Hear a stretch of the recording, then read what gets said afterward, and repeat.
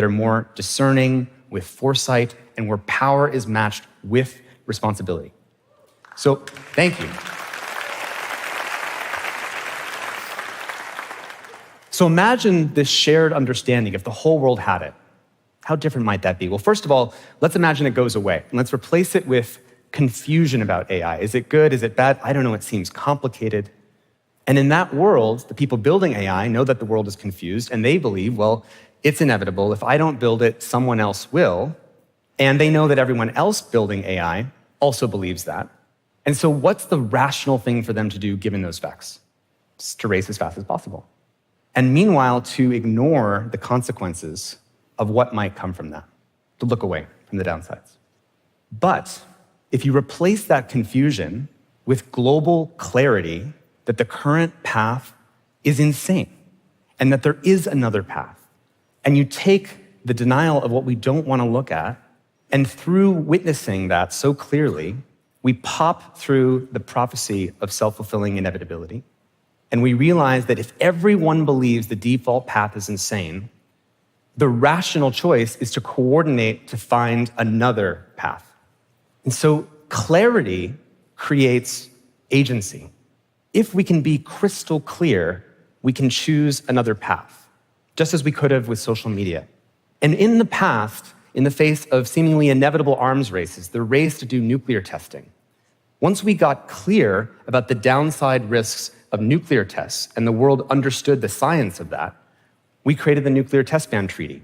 And a lot of people worked hard to create infrastructure like this to prevent that.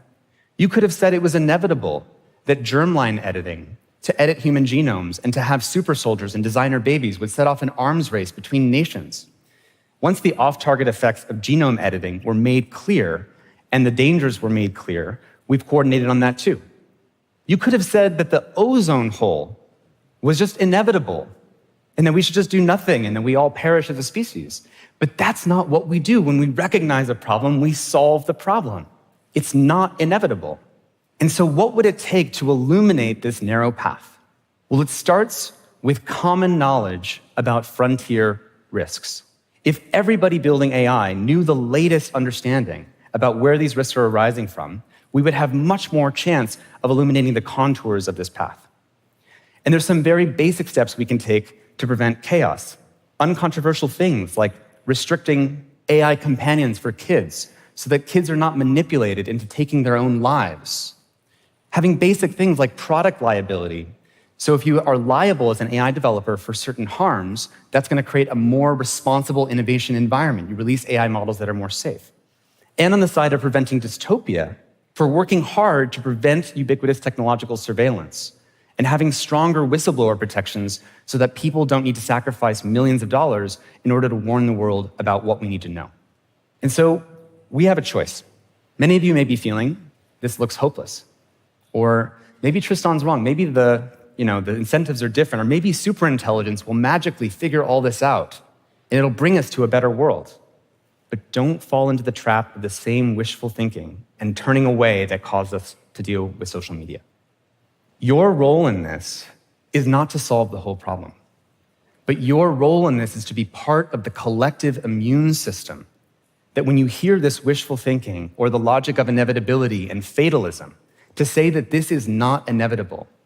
And the best qualities of human nature is when we step up and make a choice about the future that we actually want for the people and the world that we love. There is no definition of wisdom in any tradition that does not involve restraint. Restraint is a central feature of what it means to be wise. And AI is humanity's ultimate test and greatest invitation to step into our technological maturity. There is no room of adults working secretly to make sure that this turns out okay. We are the adults. We have to be. And I believe another choice is possible with AI if we can commonly recognize what we have to do.